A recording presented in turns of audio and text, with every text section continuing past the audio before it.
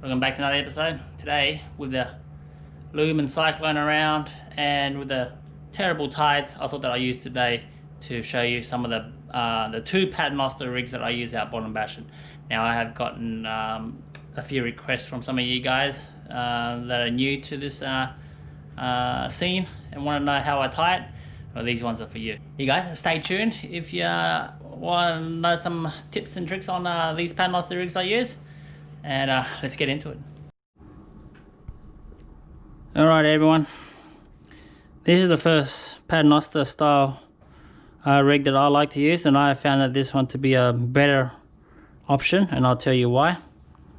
I'm just going to use some normal 100-pound Shimano mono leader here. It's supple and soft, it makes it easier to tie the knot. So the left hand here goes to your main line on your rod, and you can tie it. I usually use the FG knot, and you can always search on YouTube for the FG knot. They'll show you how to tie that one. I reckon it's the best one for braid to leader, braid to mono, or braid to fluorocarbon. Yeah, but I'll get to that one another time. Just leave a comment down below if you guys want to see me tie the FG knot, if you want to see my version, but it's just an FG knot, plenty online. And since you guys have asked, this is the one I like to use. So I grab the bottom end where you tie the sinker. I usually do a loop like that, straight around my thumb, and then straight through like that. There you go. Create a figure 8. Cinch it tight, lubricate it, cinch it nice and tight there. There you go. And then this loop you can go through the eye of the sinker however you wish. Further up, I usually like to take about half a meter up for where I tie my sinker. I give it about, I don't know, 15 to 20 centimeters in length, and then I grab the two main lines, and then I always make sure that they are nicely even. Alright, they're nicely one's top and one's on the bottom, and so they're not crisscrossed over each other like that. And then make sure they're nice and top the bottom, and then you pinch them, create another loop. Okay, pinch them and create another loop like that.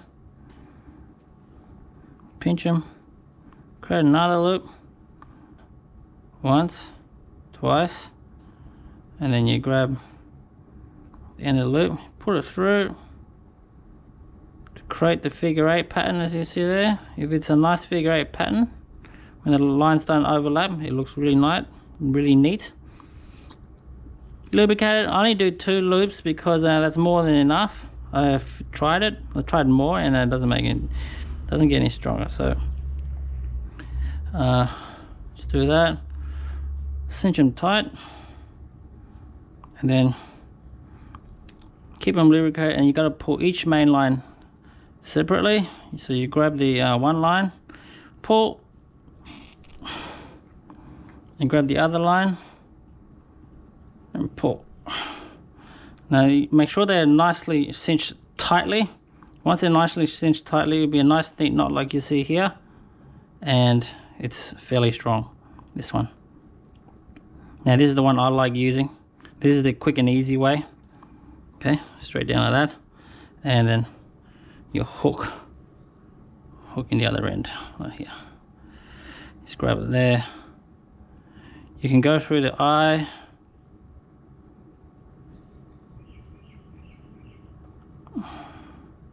Oh, my hands are all wet and it's hard to, you don't want to crimp the line too.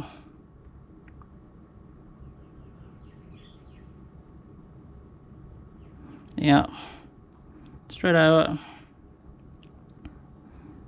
that. There you go. And it creates that curve to take the full benefits of the circle hook. Now if you guys haven't seen my episode of explaining why you need to make the curve on the circle hooks, don't forget to click the link popping up on your screen right now.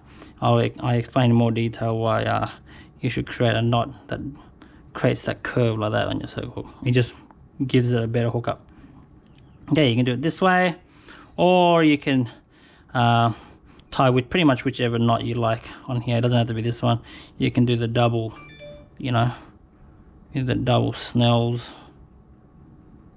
But if you like, if you've got J hooks, you know, I'm just gonna do a few loops and go straight through like that as well. Lubricate it. See, you can do it many ways like that as well if you like.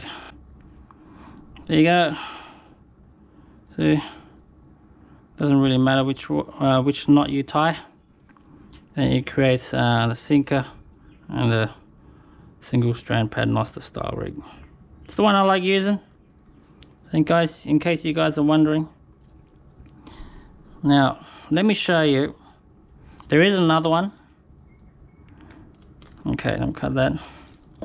There is another one that a lot of people like using, but before I go to that one, this is the next one. The next one is fairly simple. It's just a 3-way Paternoster style rig. So I already got it tied up. So pretty much one end, this end goes to your main line, the bottom end goes to your sinker, and the middle 3-way swivel goes to your hook. So it will just look something like this. Let me just show you. You can purchase a 3-way swivel at your local tackle store. So yeah, and just go in, snell the hook this way. Yeah, come from the back, forward. There you go. It's perfect. Hardly a knot, but it's super strong, this one, and it creates that loop as well for the perfect circle hookup. And then you tie it on to this one, the middle eye of the swivel. Let me just do a quick one for you so you get an idea what it looks like. Just a few loops. I usually do, depending on how big your line is, usually you use the really big 100 pounds like this, I usually just do 4 or 5. There you go. There you go. You have it. So this end down here goes to your sinker.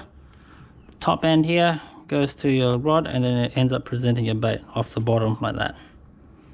There you go. See, off the bottom like that. Very nicely. This is by far, this one, the 3-way swivel here, is by far the strongest one that I have used. It takes a bit longer because you got to tie once here, twice here, 3 times here, 4 times at the hook. So it's a bit time consuming, but what you can do is when you're at home, you can make a whole bunch of these, you know, and put it in a big roll. Just tie a whole bunch of them, get them all ready, and then when you're out on the reef, you can just unwrap them and just tie the end of your line here, and then the sinker on the bottom, and then you're ready to go. All right. Now there is one other one that I've seen people like using, which it's not too bad as well, but it breaks quite often when I use it. So I'm just going to explain to you the reason why I don't like using that one. Okay guys, this is the other Paternoster rig that I've seen a lot of people using too, but in my past experience it didn't work out too well because the knot keeps breaking. So this is the one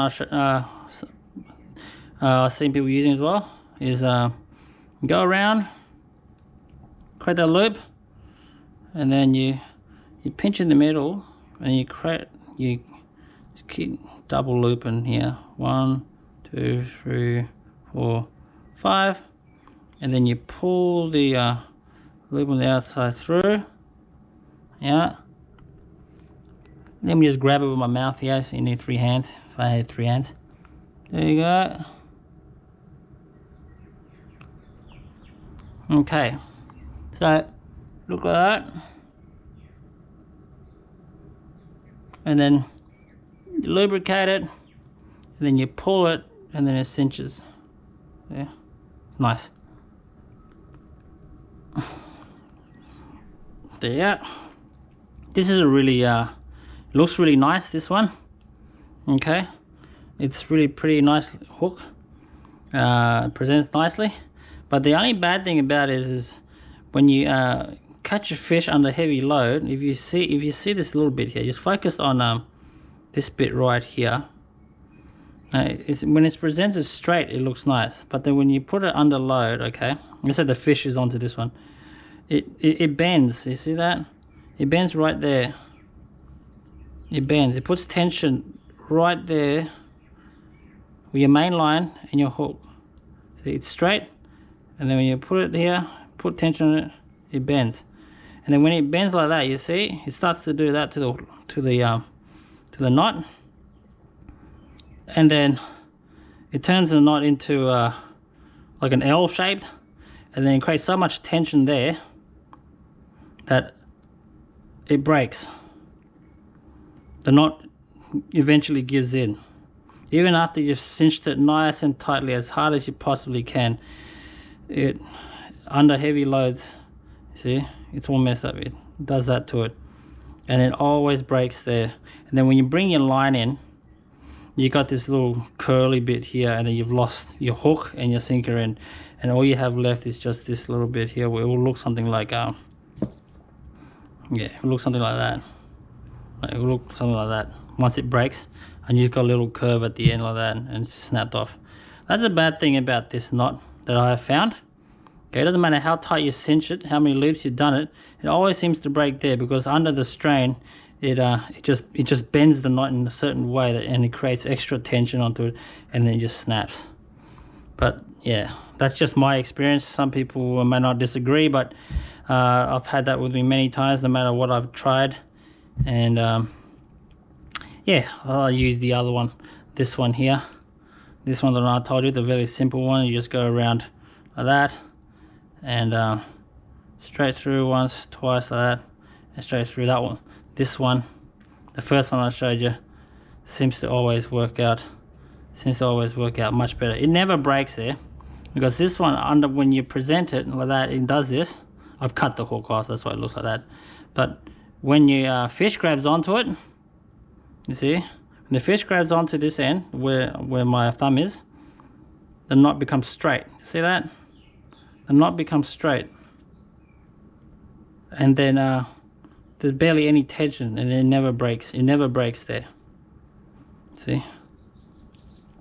So the only time it'll break is if you get sharked, or the hook cuts it off like that at the end, as you can see right here. But yeah, guys, I hope that clears things up. Hope that clarifies everything. And yeah, so just a quick one today, just show you how the two Paternoster style rigs that I use, and I hope it will help you guys as well to get you guys started. And in all my reef episodes, I've used those knots. You can see them. Check on these videos that's coming up at the end, and they are all, it's either the 3-way swivel or this one here, the first one. And yeah, it's done very well. So yeah, give them a shot. Or you can, everyone is all, you know, you can always make your own, it's fine, but those are the ones that I use. So guys, if you like these videos, don't forget to leave a thumbs up, subscribe to the channel, and yeah, hopefully the weather gets better, the tides starts moving a bit more, and we'll get out and do some more fishing. Until then guys, I'll see you in the next episode. See you later.